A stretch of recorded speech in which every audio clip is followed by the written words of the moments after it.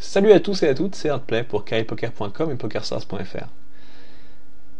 Aujourd'hui, on va vous faire une petite hand review un petit peu originale, en ceci que le play que je fais pré-flop est très très particulier. Et puis, donc ça va risque de pas durer forcément très longtemps parce que c'est sur un point bien précis et le reste de la main se joue un petit peu tout seul. Mais je pense que ça en fera sourire certains, peut-être que d'autres d'entre vous m'insulteront, on va bien voir comment ça va se passer. Je sais qu'en tout cas mon adversaire m'a insulté après cette main. Ça fait toujours plaisir parce que quand on se fait insulter, ça veut soit dire qu'on a fait quelque chose de très mal et qu'on a eu beaucoup de chance, auquel cas bon, on a frustré quelqu'un, c'est toujours agréable, soit qu'on a fait quelque chose de bien et qu'il n'a pas compris, auquel cas c'est sympa aussi. Donc qu'est-ce qui s'est passé dans cette main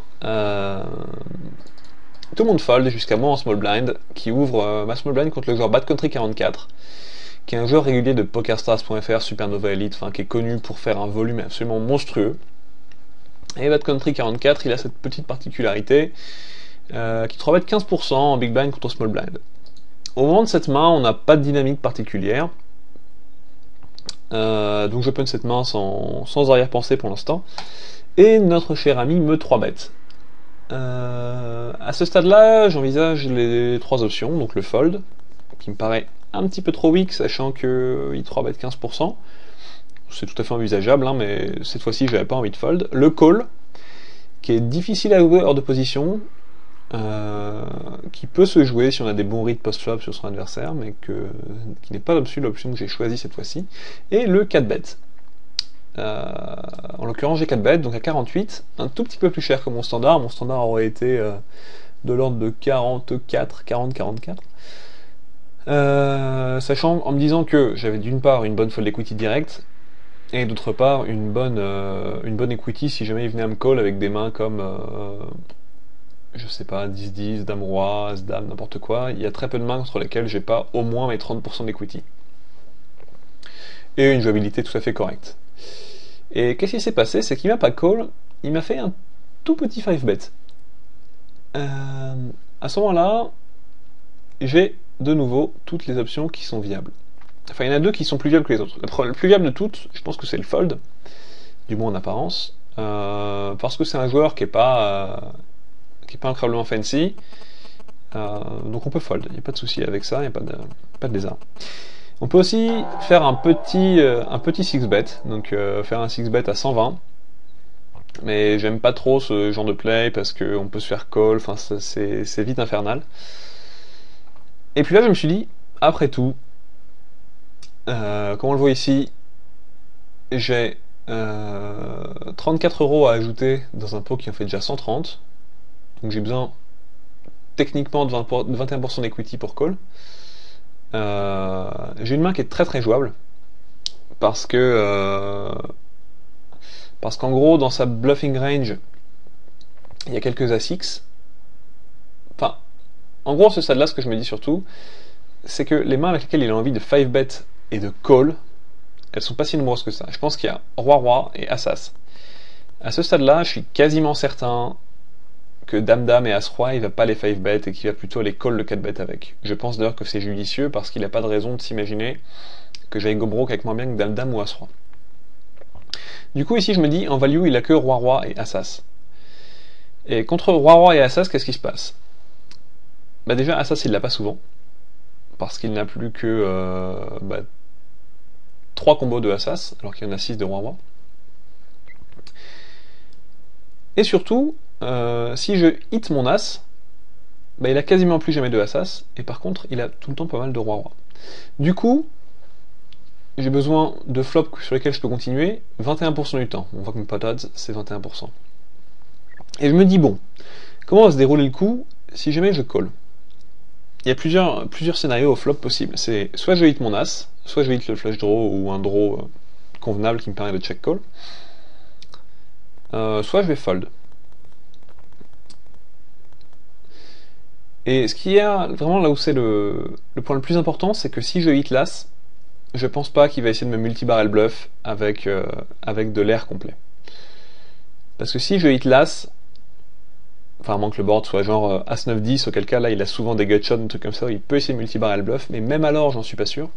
Donc en gros le plan c'est, si je hit l'As, je check call une fois, voire deux fois selon son sizing, et je mets jamais tout mon stack. Si je le hit pas, je give up rapidement.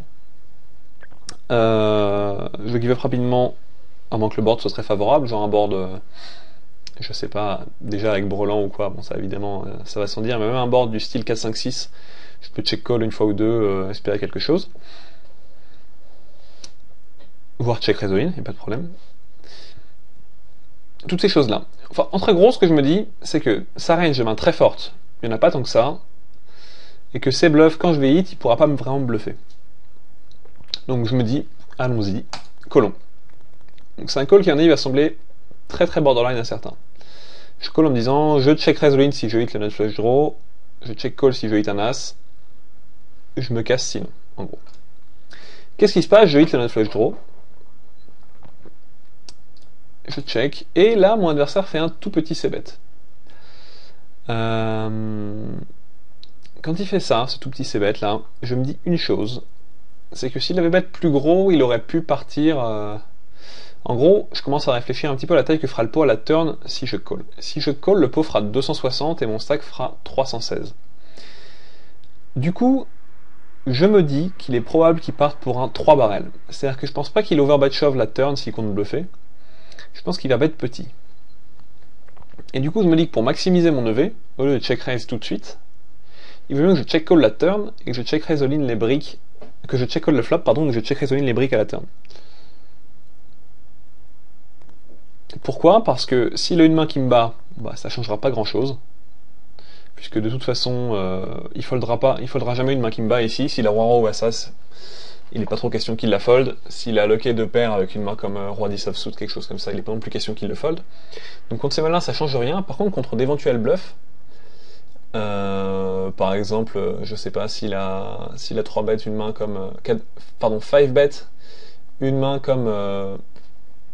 allez, on va dire As-9, et qui compte la 2 barrel pour essayer de me faire fold quelque chose, comme Dame-Dame par exemple, bah là il va mettre plus d'argent dans le pot avant de fold à la turn. Donc je me dis, c'est parti, je check call et je check raise all in la turn. Sachant qu'à ce stade-là, bah, comme je l'ai dit, vu qu'il ne peut guère que 5 bet As et Roi-Roi, bah dans sa range, je mets beaucoup de bluff pré-flop a priori. J'ai pas trop d'idée de ce qu'il peut bluff pré-flop, mais à mon avis, une grosse partie de sa 3 betting range, il peut la 5 bet. Donc je m'en tiens au plan, je check call la turn, je turn la flush, bien entendu. Et du coup, je m'en tiens à nouveau au plan, je me dis que je check raise la turn, parce que de toute façon, s'il a As ou Roi, il va pas checker back. S'il a un bluff, il a souvent récupéré de l'equity et il va être commit. Donc c'est vraiment une bonne turn pour check raise all in. Je check raise all in, il snap call. Il snap call et pour cause, parce qu'il a fait Dame 4. Donc la conséquence de ça, c'est que Mori préflop était bon. Il avait soit un bluff, soit une main très forte. En l'occurrence, il avait un bluff, donc j'ai eu de la chance. Que a priori mon plan était bon, parce que je pense que s'il peut avoir un bluff préflop, mon idée de faire le call préflop pour essayer de spiker quelque chose est correcte. Parce que après tout, même si de temps en temps post-flop on se fera bluffer, vu qu'on a du 1 contre 4 préflop, ben on peut accepter de se faire bluffer de temps en temps sur certains flops. Et donc en définitive, quand il m'a insulté pour me dire, il m'a dit quoi? Il m'a dit, ouais, il paraît que t'as écrit un livre, pourtant je comprends pas ce que t'as pu écrire dans ton livre, c'était vraiment une grosse buse. Bah, pour autant, je pense que j'ai pas mal joué ce coup, et pour vous laisser un petit peu y réfléchir, j'ai fait une petite simulation ici, sous ProPokerTools. En gros, j'ai imaginé qu'il n'avait en fait pas de bluff dans sa range, et j'ai regardé comment ma main se comportait contre As-Roi, As-As.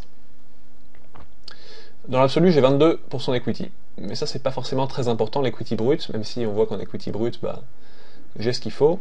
L'important c'est l'equity au flop finalement. Et qu'est-ce qu'on voit? Mais on voit que contre sa range, sur 20% des flops, grosso modo, j'ai 25% d'equity. Donc quand très gros, et vu ses bet sizing, il va y avoir 20% des flops sur lesquels je vais pouvoir continuer. Avec suffisamment d'equity contre sa range. Et ça, qu'est-ce que ça veut dire? Ben, ça veut dire que je vais avoir les odds finalement pour réaliser mon equity, pour aller voir au moins la turn et peut-être la river. Si j'ajoute ça au fait que ma range est floue alors que la sienne est plutôt bien définie, du moins sa value range, je pense que mon play est assez EV+. Voilà, donc c'était la petite vidéo brague du jour. Je vous dis à très vite sur kaipoker.com. Salut tout le monde.